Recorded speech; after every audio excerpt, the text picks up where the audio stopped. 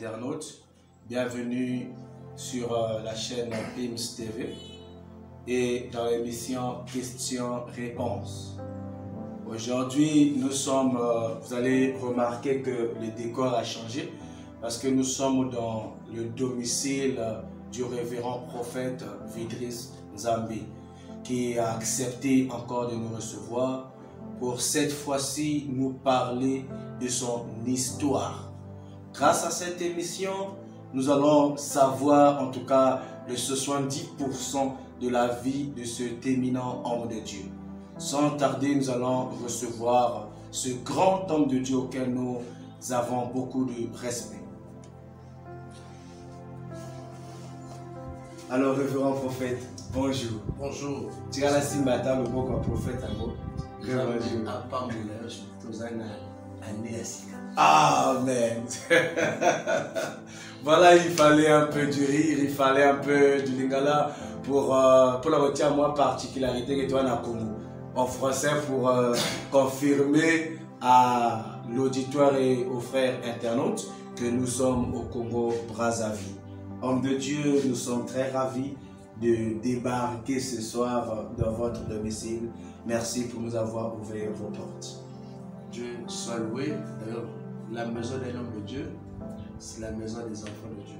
Donc vous êtes les bienvenus. Il n'y a pas que vous. Tous les enfants de Dieu ont leur place ici. Parce que nous sommes esclaves du Seigneur et tout ce qui nous appartient à notre maître. Comme disait notre aîné, disait toujours que moi et ma maison nous servirons l'éternel. Généralement, la maison de Dieu sert Dieu avec leur patrimoine. Moi, j'aime bien l'émission questions-réponses parce que je me sens très à l'aise. Bon, moi, je m'accamouais. Alors, Bana Nzambe et tout, ils sont les bienvenus dans sa maison. Donc, tu es prêt à recevoir tous les chrétiens du monde dans ta maison. Mais les enfants de Dieu, nous sommes serviteurs de Dieu. Un serviteur de Dieu, c'est un esclave dans la maison de Dieu. Or, tout ce qui appartient à un esclave appartient à son maître, parce que l'esclave n'a rien. Amen. C'est normal. Amen. Alors, prophète, comme nous l'avons annoncé, nombreux vous voient parler à travers les médias, nombreux vous entendent prêcher, mais moins de personnes connaissent réellement qui est le prophète Vidris. Par où est-ce qu'il est passé? Comment est-ce qu'il a fait pour devenir prophète? Est-ce que c'est un homme qui a dormi un jour et se réveille le lendemain qu'il est prophète? Est-ce que c'est une personne qui a été au lait, au miel jusqu'à devenir homme de Dieu? Nombreux ne connaissent pas l'historique du prophète. Et nous sommes là afin que, avec votre permission, vous puissiez nous aider à mieux vous connaître. C'est la chose la plus difficile de parler de soi-même. Logiquement, parler de moi-même, c'est pas toujours facile. Souvent, nous avons la possibilité de parler des autres, mais nous-mêmes, c'est le problème. Parce que je m'en souviens, le maître avait posé la question à ses disciples, qu'est-ce que les gens disent de moi? Amen. Mes disciples étaient faciles. Les uns disent que tu es les autres disent que ceci, et ceci. Maintenant, il dit ceci. Maintenant, vous-même, que pensez-vous que je suis? J'aime prendre cela comme étant, il était dans la classe, on peut danser ses élèves. Qu'est-ce que vous, les élèves, vous pensez? Non, elle dit, oui, on dit quoi? Non, Jérémie, on dit que tu es comme Jérémie. Oui, toi, on dit que tu es comme Esaïe. Maintenant, vous qui êtes mes disciples, qui mangez, qui buvez avec moi, que pensez-vous que moi, fils de l'homme, je suis? Aussitôt, il y eut un silence. Pourquoi il y eut un silence? C'est parce que ça concernait eux-mêmes. Donc, parler de soi-même, c'est la chose la plus difficile. Waouh. Là, pour les habitués et les enfants de la maison, ils reconnaissent le prophète Vidris parce que c'est un homme versé dans les Écritures. Alors, papa, aujourd'hui, vous êtes responsable d'une assemblée. Est-ce que vous êtes né chrétien? Nous voulons connaître un peu l'histoire d'avant prophète. C'est vrai qu'en réalité, un serviteur de Dieu naît il est choisi depuis le sein maternel. Comme l'a dit l'apôtre Paul, comme l'a dit le prophète Jérémie. Chez Jérémie, Dieu lui dit, je t'avais connu et établi prophète des nations avant que tu sois né. Donc en réalité, les serviteurs de Dieu sont sélectionnés depuis le sein maternel. Mais c'est dans le temps qu'ils finissent par se révéler. Donc, en réalité, nous sommes des hommes que Dieu a choisis depuis là-bas. Wow. Arrivé dans le temps, les hommes constatent et ils reconnaissent tel don ministériel en vous. Donc, je ne suis pas un arriviste. C'est vrai que je ne suis pas un serviteur de Dieu, un Melchisedec, qui n'a pas eu un père dans la foi. Parce qu'il existe une différence entre un père dans la foi et le père en esprit. Parce que mon père spirituel, en réalité, c'est le père dans la foi. Paul disait toujours que moi, votre père dans la foi. Parce que Jésus dit, n'appelez personne sur terre père. Or, celui qui est père, quant à l'esprit, c'est Dieu lui-même. C'est lui qui engendre les hommes dans le spirituel. Et celui qui engendre l'homme dans la foi, c'est celui qui t'a appris, celui qui t'a engendré dans la foi, celui qui t'a appris les premiers pas, l'évangile, et ainsi de suite. C'est vrai que je suis né dans une famille. Ma grand-mère était catholique. Elle nous avait déjà préparé à aimer la foi. Mes mamans, mes tantes, mes oncles, c'est des hommes qui nous... Chez nous, tu ne pouvais pas manger sans prier. On nous a préparé déjà dans la religion. Et pendant qu'on a grandi, c'est vrai qu'on a été un peu secoué par la jeunesse et tout. Et auto-marqué, c'est par le canal de l'une de mes mamans qui a épousé un homme de Dieu. Et c'est dans sa maison que nous avons connu l'évangile. C'est dans la maison de cet homme que le Seigneur a déjà appelé, le feu de Stéphane Mouma, c'était l'évangéliste que le Seigneur avait appelé. Et dans sa maison, tu ne peux pas vivre dans sa maison sans que tu ne pries. Et il avait même marchandé la foi. Donc si tu veux gagner quelque chose de papa, il faudrait participer à la prière. Au début, nous sommes allés dans le but de faire plaisir à papa. Et dans la suite, on a compris. L'évangile a fini par nous gagner. Et avec beaucoup de temps, Dieu a fait grâce. On a été au pied de l'apôtre Francis Ngavé. Et bien qu'aujourd'hui Dieu l'appelait le feu apôtre, c'était notre père dans la foi. Et c'est lui qui nous a engendrés dans la foi. Et c'est dans ses mains que nous avons connu le Seigneur. Et jusqu'au moment où nous avons été baptisés. Et avec moi, dans les années en 2000, on a été baptisés en 99. Et autour de 2002, Dieu nous a appelés à l'enseignement de la parole. 2001, 2003. Donc si nous comprenons bien, le prophète est un enfant né et qui a grandi dans la parole, ou dans la foi chrétienne. Oui, on a été éduqué dans la foi chrétienne. Et donc on a bénéficié de la foi des parents qui ne voulaient pas que nous puissions aller dans le désordre, mais bien que ça n'a pas été facile. De l'autre côté, on a été influencé par l'âge de la puberté et tout. Mais les parents ne voulaient pas toujours que tu sois grossier. Les parents voulaient que tu aies un maximum de respect pour les choses d'autrui. Et on a subi vraiment les fouets et les chicottes et la punition en grande quantité parce qu'on ne voulait pas vivre comme des parents voulaient qu'on puisse pourtant marquer. Le Seigneur nous a interpellés pour aller dans ce chemin. Voilà. Donc vous avez été éduqués sur la morale chrétienne. Oui, on a été éduqués sur la morale chrétienne. Parce que les parents, les grands-parents et nos tantes, les mamans, c'était des hommes, une famille ancrée dans la chrétienté avancée. Ce que j'appelle moi, c'était des chrétiens pratiquants. C'était des gens qui voulaient pratiquer la Bible. C'est pas tout le monde qui a cette grâce-là. ça c'est très bien. Alors ça serait aussi souhaitable pour tous ceux qui nous suivent de faire autant comme vos parents. Oui, le Seigneur nous exhorte d'éduquer nos enfants dans le Seigneur. Et pendant que nous grandissions, les parents voulaient toujours, avant de prier, avant de manger, il faut prier. Avant de dormir, il faut prier. Avant de se lever, il faut prier. Donc, on avait une discipline, bien qu'on ne comprenait pas ce qu'on faisait, autant marqué quand nous sommes arrivés chez la maman, et c'est maman Julienne, Mapingu, que je donne beaucoup de respect. Et c'est cette dernière, c'est par son canal qu'on a connu l'évangile. Et tout le temps, elle veut toujours que nous puissions garder cette foi qu'on nous a reçue. Alors, prophète, vous avez été éduqué sur la base de la morale chrétienne. Vous avez appliqué l'évangile, on peut dire, à cause des parents. Maintenant, qu'est-ce qui s'est passé que vous puissiez quitter la phase de l'enfant qui obéit aux parents pour le serviteur qui obéit à Jésus? Ça, c'est bien. Au début, l'enfant ne comprend pas. D'abord, c'est prêcher en français. Le français n'est pas notre langue. Ce n'est pas ma langue maternelle. Donc, il faudrait avoir un niveau donné, un niveau de scolarité pour comprendre ce que le prédicateur dit. Et au début, tu ne comprends pas, parce que tu ne parles pas la langue française, tu parles le Mungutuba. Et nous parlions le Mungutuba. Et on ne comprenait pas ce qui se disait. Le Mungutuba, c'est la deuxième langue nationale, pour préciser. Donc, on parlait le Mungutuba. Donc, aussitôt, on prêche en français. Tu vois le blanc, les prêtres blancs à l'époque qui prêchent en français.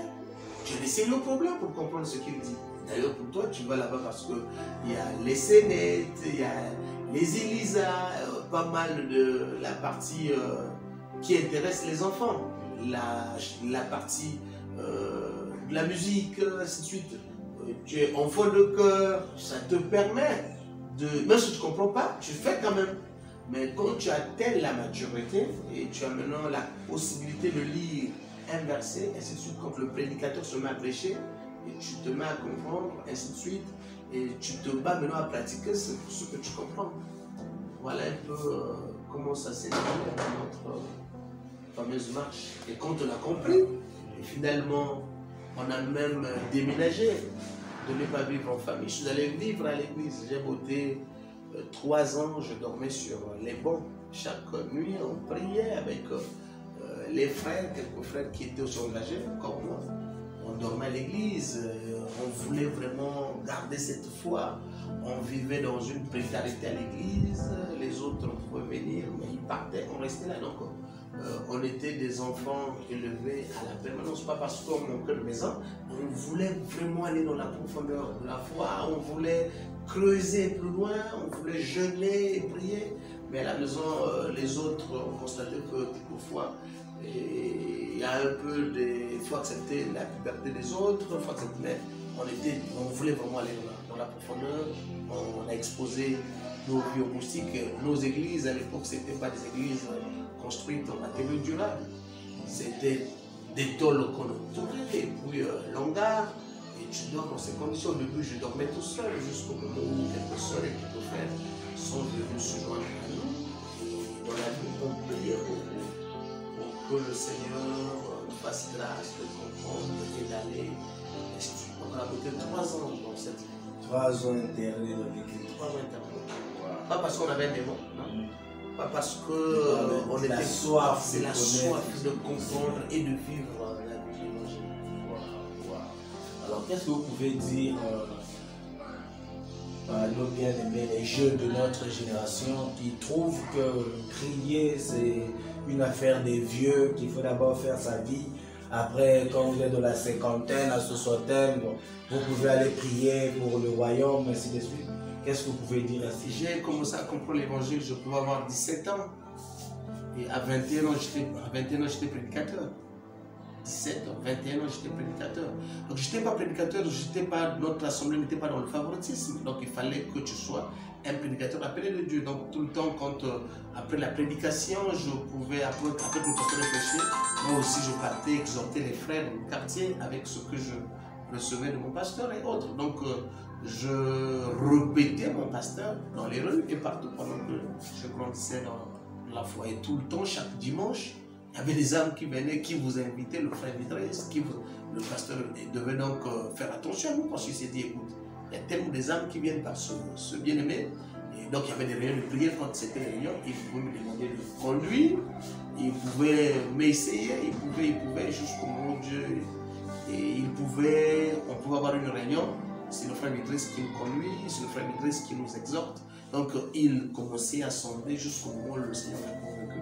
Il fallait prier pour nous pour que nous puissions commencer à exhorter le peuple et c'est parti.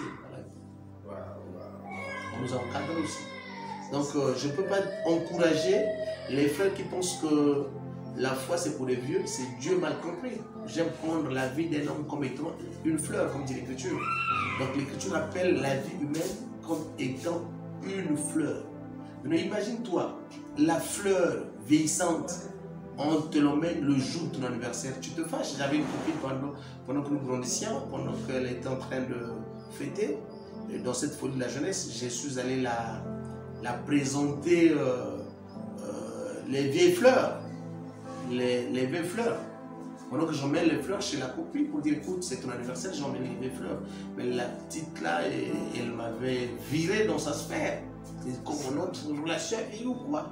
Si un homme refuse de vieilles fleurs, c'est Dieu qui sera celui qui va accepter les vieilles fleurs. Les vieilles fleurs, c'est quelqu'un qui a déjà bousillé toute sa jeunesse, toute sa vie, et ainsi de suite. D'ailleurs, le temps de la fin, c'était un temps de jeûne. Parce que l'Écriture dit que dans les derniers jours, je reprendrai mon esprit sur toute chair. Vos fils et vos filles prophétiseront. Donc, le temps de la fin, c'est un temps où Dieu oint les hommes d'une mission. Donc, les visionnaires du temps de la fin, c'est les jeunes. Donc, quand je parle des visionnaires, c'est des gens qui ont des missions. Parce que la vision, c'est Dieu, c'est la mission. Donc, les grands missionnaires du temps de la fin, c'est des jeunes. Et Satan étant un imitateur, il voudra que cette prophétie libérée par Dieu dans le livre de Joël, chapitre 2, 28, ne puisse pas s'accomplir. Il donne aussi les grandes missions aux jeunes. Les grands satanistes, toujours, c'est les jeunes. Les grands qui sont dans l'occultisme, et ainsi de suite, c'est les jeunes. Pourquoi? C'est parce que Satan sait que la promesse du temps de la fin, c'est entre les mains des jeunes. Et même les hommes ont dit que l'avenir de demain, c'est quoi? C'est les jeunes. Les jeunes, c'est une pépinière qui va remplacer demain dans tous les domaines. C'est les jeunes qui ont une Alors, prophète, vous avez écouté l'évangile, on vous a élevé dans la morale chrétienne, vous êtes devenu prédicateur, vous êtes à 21 ans, c'est encore très jeune. Nombreux ont fait ce parcours, mais la jeunesse leur a fait fuir le chemin du Seigneur.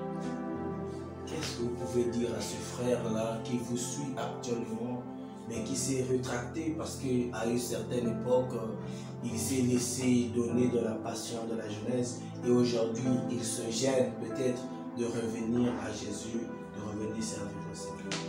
L'apôtre Paul nous conseille le frère Timothée. Aujourd'hui, Timothée n'est plus en vie. Dieu n'est pas Dieu de mort, mais Dieu de vivant. Donc cette écriture, l'apôtre Paul dit à Timothée, toi, homme de Dieu, fuis les passions de la jeunesse. Quand on parle des passions de la jeunesse, c'est l'alcoolisme. Le passion de la jeunesse, c'est quoi? C'est parler que du monde, des stars, du football, des stars, de toutes les stars qui existent. Mais pour nous, les véritables stars, ce sont les serviteurs de Dieu qui ont marqué l'époque. Parce que la star, c'est mon anglais, qui veut dire l'étoile. Or, les véritables étoiles, c'est les fils de Jacques, les fils de Jacob. Donc, en réalité, les vrais stars, ce sont les fils d'Abraham qui ont marqué l'époque avec leur foi. Daniel n'était pas vieux quand Dieu l'a appelé. Et Jérémie n'était pas vieux quand Dieu l'a appelé. Donc nous comprenons que c'est nous qui pensons qu'un jeune ne vit pas. Moi j'ai passé toute ma jeunesse dans la foi. Donc j'ai connu le Seigneur à 17 ans. 21 ans j'étais prédicateur, aujourd'hui j'ai plus de 40 ans. Nous comprenons que la plus grande partie de ma jeunesse, je l'ai épuisée dans la foi. Maintenant, les frères qui pensent que le Seigneur dit que quel est cet homme qui est tombé, qui ne veut pas revenir.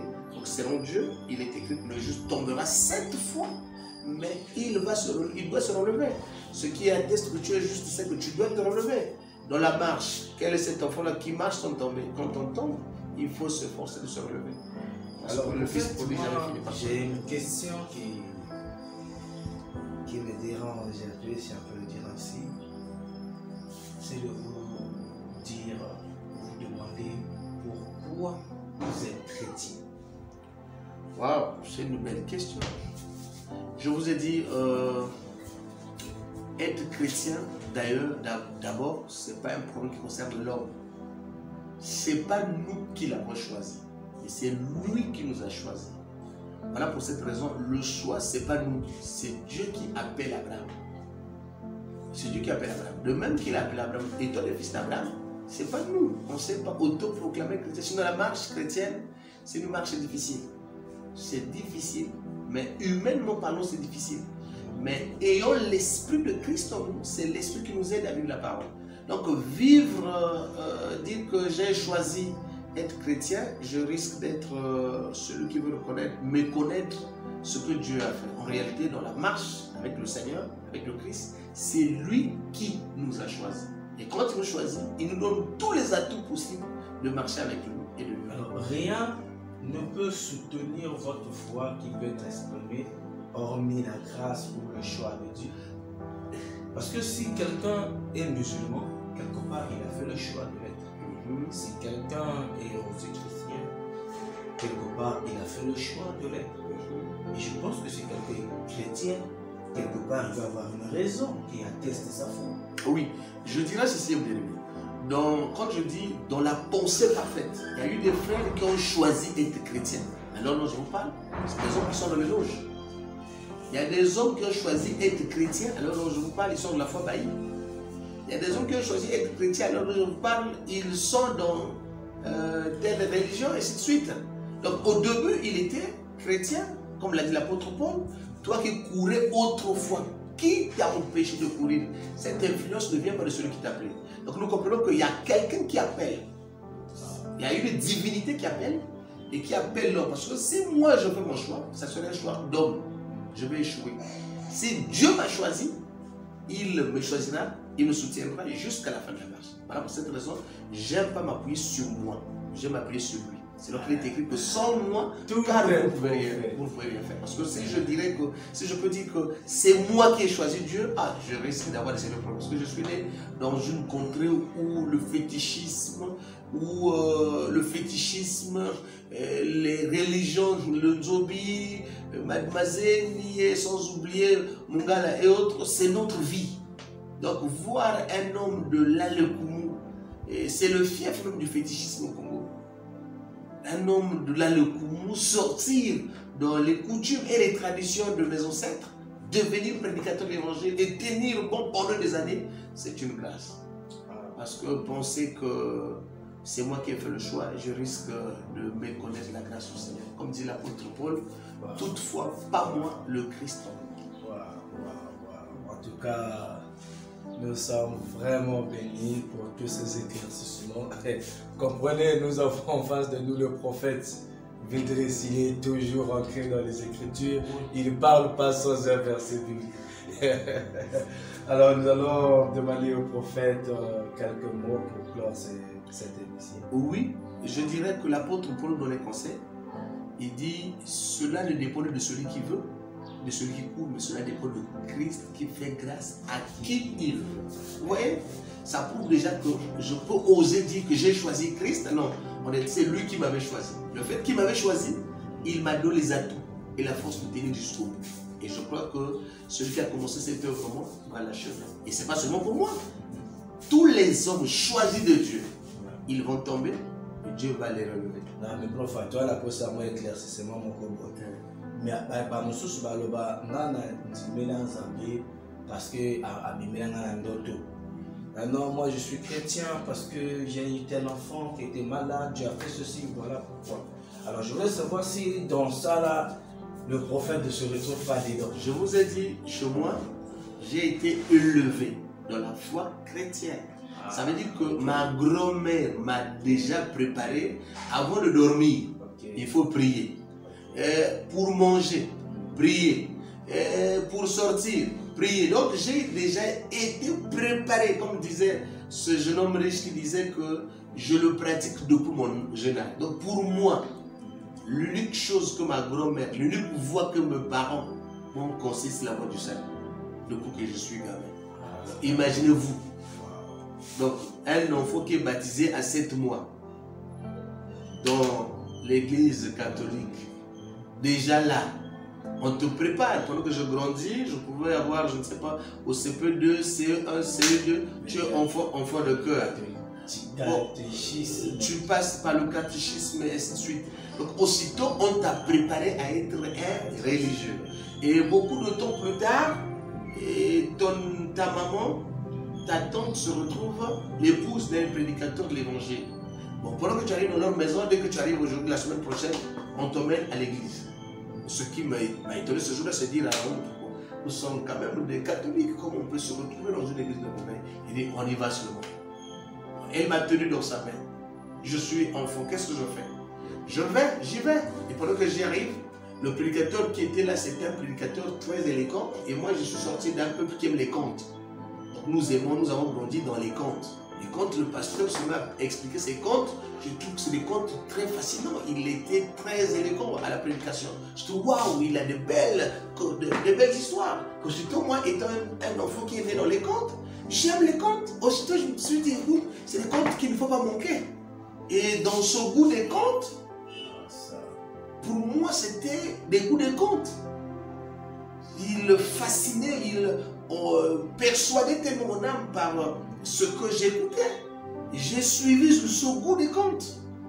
Parce que chez nous, on était le peuple Kringemandong financier, avec les émissions mystérieuses. Et que non seulement ça, chez nous, au village, au Mbongi, on vous fait asseoir dans la nuit, c'est des contes qui tombent. Mais cette fois-ci, tu reçois celui qui est en train de raconter des contes dans sa bouche en plein culte, en plein jour. Et tu es très content. Le culte, pour moi, c'était pas un culte, mais c'était des contes. Donc, pendant que le prédicateur prêche, il faudrait qu'il soit, pendant qu'il prêche, je suis en train de le suivre religieusement. Or, je ne savais pas que derrière l'évangile, comme disait le maître, que les paroles dont je vous annonçais sont esprit et vie. Donc, je ne savais pas que derrière les contes que je suivais cette fois-ci, il y avait la vie des contes derrière. Et c'est cette vie-là qui m'a retenu. Comme l'a dit l'apôtre Paul, si je vis, ce n'est plus moi qui vis, Christ est vivant. Donc le fait que le maître vivant dans sa parole m'a influencé jusqu'aujourd'hui et jusqu'au moment où je suis allé dans la profondeur, et je suis tombé dans le filet de l'évangile. Wow. Le prédicateur que je suis, j'étais un poisson. Wow. Qu'on a envoyé là-bas, c'était l'enseignement qui tombe. Et cet enseignement m'a rattrapé. Et puis j'étais obligé de comprendre que le baptême que j'avais pris n'était pas un baptême d'après les Écritures. J'étais obligé de prendre le baptême d'après dans les normes. Et ainsi de suite. Et puis voilà, jusqu'au moment où Dieu nous a appelés au ministère. Bravo Seigneur, vraiment. Chez nous, ce n'est pas la fin qui nous envoie. Ma mère était l'épouse d'un prédicateur, mais qui était opérateur économique. Et c'est pas que nous sommes allés dans la foi pour patrouiller de l'argent, pour patrouiller comme ça. La foi pour nous, c'est nous avons aimé Dieu parce qu'il nous a aimés. Pas parce qu'on était malade, pas parce qu'on était en son richesse. Non. Alors, certainement, prophète, il y a quelqu'un qui vous suit et qui veut recevoir le Christ. En réalité, c'est bien si un frère nous suit qui veut recevoir le Christ. C'est vrai, tous nous prions que Dieu fasse grâce aux bien-aimés frères. Celui qui a soif doit aller à une source, aller toucher sa soif. Et moi, j'ai eu soif de comprendre, ainsi de suite. Je me suis rapproché pour aller de plus en plus à la source. Ce que nous faisons, tu peux répéter après moi, c'est bien, mais toutefois, j'aime les enfants de Dieu qui se déportent, comme l'eunuque éthiopien, qui s'est déporté là où il était pour aller à Jérusalem, pour aller chercher à amplifier, sinon mourir.